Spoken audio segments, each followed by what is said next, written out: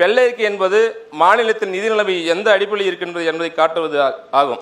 அதைத்தான் கடந்த இடைக்கால நிதிநிலை அறிக்கையிலே எங்கள் துணை முதல்வராக இருந்த கழகத்தினை ஒருங்கிணைப்பாளர் நிதியமைச்சராக இருந்த பொழுது இந்த ஆண்டு கடன் சுமை 4.56 லட்சம் கோடி இருக்கிறது என்று தெளிவாக சுட்டிக்காட்டியிருக்கிறார்கள்.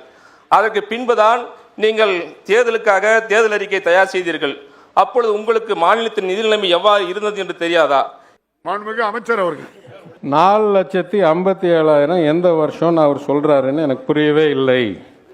அவருக்கு எந்த வருஷம் முதல்ல, அதாவது இந்த நகல் அவருக்கு வந்திருக்கா இல்லையான்னு எனக்கு தெரியல. வந்திருந்தா உறுதியாக படிச்சிருப்பாருன்னு நினைக்கிறேன். ஏன்னா படிக்காமல் வந்து இங்கே பேசுகிறது யாருக்கும் பயனில்லை. அதனால் நான் ஒரு வருஷமாக நான் சொல்கிறேன், நிதானமாக படிப்படியாக சொல்கிறேன். 2006-07 மொத்தம் அன்றைக்கு இருந்த கடன் 57,457 கோடி ரூபா. இன்னும் விளக்கமாக சொல்கிறேன். கடனை வந்து 2 வகையில் பார்க்கலாம். முதல் வகை ரூபாய் கணக்கில். ரூபாய் கணக்கில் ஏன் பார்க்குறோம் என்றால், ஒவ்வொரு ஆண்டும் நிதிநிலை அறிக்கை தயாரிக்கும் போது இந்த ஆண்டுக்கு எவ்வளோ செலவு பண்ண போகிறோம், இந்த ஆண்டோடைய பொருளாதாரம் எவ்வளோ, அதனால் இந்த ஆண்டோடைய பற்றாக்குறை எவ்வளோ, அதனால் இந்த ஆண்டோடைய கடன் எவ்வளோ அப்படின்னு சொல்கிறது தான் மரபு. ஏன்னா இந்த ஆண்டு பணத்தை வச்சு இந்த ஆண்டு செலவு பண்ண போகிறோம். அதனால் வரவு செலவு திட்டம் செய்யும் போதும் கடனை எண்ணிக்கை செய்யும் போதும் இந்த ஆண்டு ரூபாயில் செய்வோம். ஆனால் இந்த ஆண்டு ரூபாய் சொல்லும்போது ஆண்டுக்கு ஆண்டு ஒப்பிட்டு பார்க்கும்போது பிரச்சனை வரும். ஏன்னா ஏற்கனவே சொல்லியிருக்கேன், there is a problem of inflation. Today's rupee is not the same as tomorrow's rupee, is not the same as day after's rupee. So இதற்காக ரிசர்வ் வங்கி தெளிவாக ஒவ்வொரு நாட்டிலையும் ஒவ்வொரு நிறுவனம் செய்யும். இந்தியாவில் ரிசர்வ் பேங்க் ஆஃப் இந்தியா சொல்கிறது எந்த ஆண்டோடைய ரூபாயை அடிப்படையாக எடுக்கணும். ஸோ ஒரு காலத்தில் 2006 ருப்பீஸை அடிப்படையாக வச்சு 2008 கணக்கையும் 9 கணக்கையும் 2006 பணத்தில் எவ்வளோ இருந்துச்சு அப்படின்னு சொல்லும்போது அதுக்கு பேர் ரியல் அக்கௌண்டிங். ரியல்னா இன்ஃப்ளேஷனுடைய எஃபெக்டை கலட்டின பிறகு பாக்கி இருக்குது ரியல் அக்கௌண்டிங். அப்போ ரியல் அக்கௌண்டிங்கில் டெட்டை பார்த்தா அப்போ ஒழுங்காக ஒப்பிட்டு பார்க்கலாம். வளர்ச்சியை பார்க்கும்போது ரியல் அக்கௌண்டிங்கில் பார்க்கணும். அதனால் இந்த அடிப்படை அறிக்கை என்ன சொல்லுது, ஒவ்வொரு ஆண்டும் அன்றைய பணத்தில் எவ்வளோ கடன் இருந்தது, ஒவ்வொரு ஆண்டும் எவ்வளோ கூடுதலாக பற்றாக்குறை வந்தது, அதனால் ஒவ்வொரு ஆண்டும் எவ்வளோ ரூபாய் கணக்கில் புது கடன் இருந்தது. உதாரணத்துக்கு 2006 ஆண்டு 5-6 ஆட்சி மாறி திமுக அரசாங்கம் வரும்போது 57,457 கோடி ரூபா இருந்துச்சு. அந்த வருடம் மட்டும் 2,712 கோடி ரூபா கூட்டப்பட்டது கடன் கூடுதலாக. அப்போ முடியும் போது 60,000 கோடி இருந்தது. இதை ஆண்டுக்கு ஆண்டு ஒப்பிட்டு பார்க்கும்போது விளக்கமாக இருக்கணும்னா அந்த ஆண்டுக்கு இருக்க உற்பத்தியில் எத்தனை சதவிகிதம் கடன் என்று பார்த்தால்தான் இது ஒழுங்காக கணக்கு போட முடியும். அதனால் 13வது பக்கத்தில் இருக்கிற டேபிளில் தெளிவாக கூறுது, 2016-17 ஆண்டு வரும்போது உற்பத்தியில் 18.3% கடன் இருந்தது. அது படிப்படியாக குறைக்கப்பட்டு ஆட்சி மாறும் காலத்தில் 16.68 உற்பத்தியில் ₹1 உற்பத்தி தமிழ்நாட்டில் ஆச்சுன்னா அதோட கடன் வந்து 16.68% இருந்தது. அது நான் ஏற்கனவே கூறினது போல் முன்னாள் முதலமைச்சர் இருந்த வரைக்கும் இன்னும் சிறப்பாகவே இருந்தது. 2014 வரைக்கும் அது 16.68லேருந்து குறைஞ்சி 15.36, 15.55, 15.91 குறைஞ்சிது. 2014 ஆண்டிலிருந்து ஆரம்பித்து 16.78, 17.94, 20.83, 21.19, 21.20 இதே அதிகரித்து போன வருடம் 24.98, இந்த வருடம் 26.69 இடைக்கால, அதாவது இன்ட்ரிம் பட்ஜெட்டில். இது சார்ட்டாக போட்டிருக்கு. டேபிள் படிக்க தெரியாதவங்களுக்கு வரைபடம் பார்த்துக்கலாம். சரியா? அடுத்தாப்பில் நான் சொல்கிறேன். அவர் சொல்கிற கணக்கு அந்த நம்பர் இது எதுலேயுமே வரலை. அந்த நம்பர் இந்த டேபிள்லேயே இல்லை.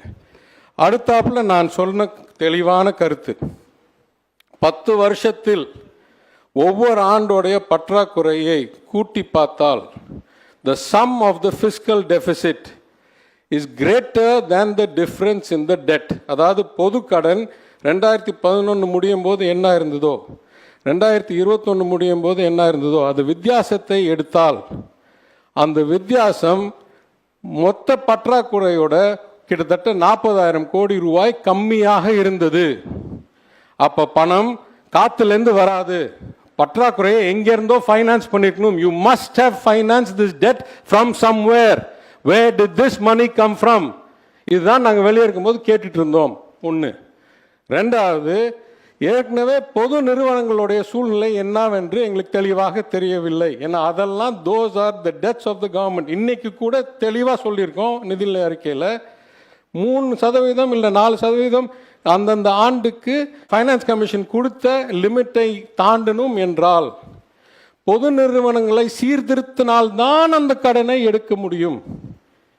மூணாவது பிரச்சனை, கான்ஸ்டிடியூஷனில் 233 அதில் சப்செக்ஷன் 3ன்னு ஒரு செக்ஷன் இருக்குதுல்ல, என்ன ஒரு அம்சம் இருக்குன்னா, மாநில அரசாங்கங்கள் பொது சந்தாவிலிருந்தோ வங்கிகளிலிருந்தோ கடன் எடுக்கிறதுக்கு முன்பு ஒன்றிய அரசாங்கத்திடம் ஏதாவது கடன் பாக்கி இருந்தால் அவங்களிடம் ஒப்புதல் இல்லாமல் வாங்க முடியாது.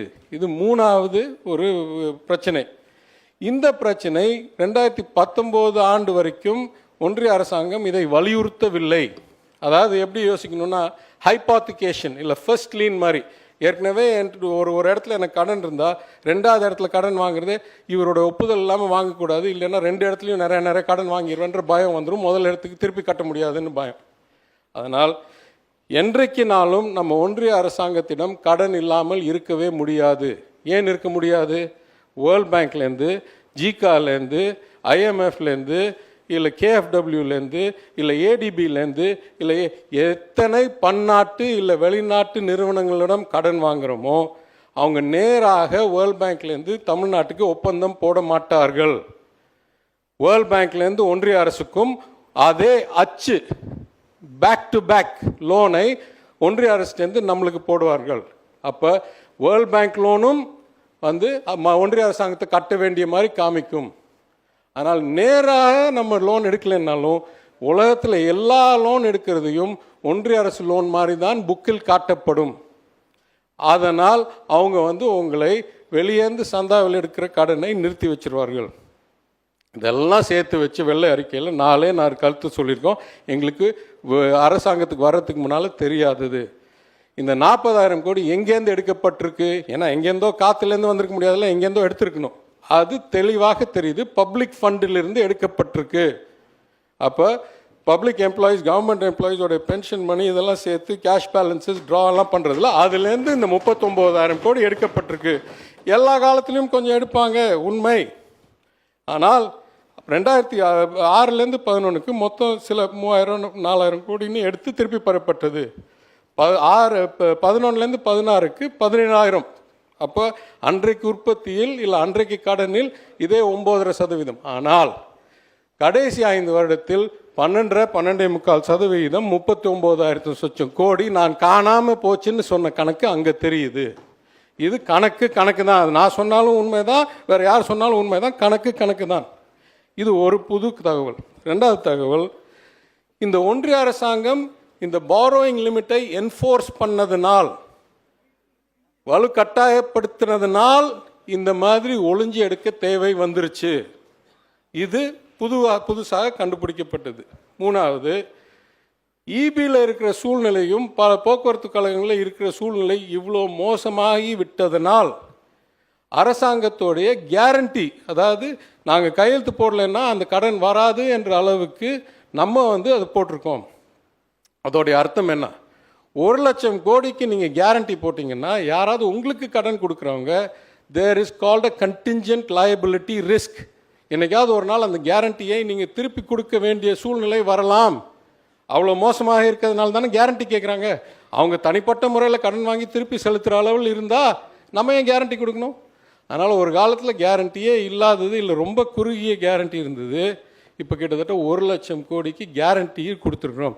That guarantee affects. நான் வந்து சந்தாவில் பணியாற்றினவன், நியூயார்க்கில், சிங்கப்பூரில், உலக அளவில். So I understand credit markets. If you say that your debt is only 6 lakhs or 7 lakhs, but you have guarantees written, implicit guarantees of 2-3 lakh crores plus explicit கையெழுத்து போட்டு கட்டுறேன்னு சொன்ன 1 lakh crore இருந்தால் it limits your borrowing ability, it increases your credit cost. இதெல்லாம் அரசாங்கத்துக்குள்ளே வந்த பிறகு தான் தெரியுதே தவிர இதெல்லாம் வெளியே எம்எல்ஏ கொடுக்குற தகவலில் தெரியவில்லை. தெளிவாக சொல்கிறேன், வேறு யாரும் விளக்கம் கேட்கணும்னா இன்னும் தெளிவாக நான் சொல்ல முயற்சி செய்கிறேன்.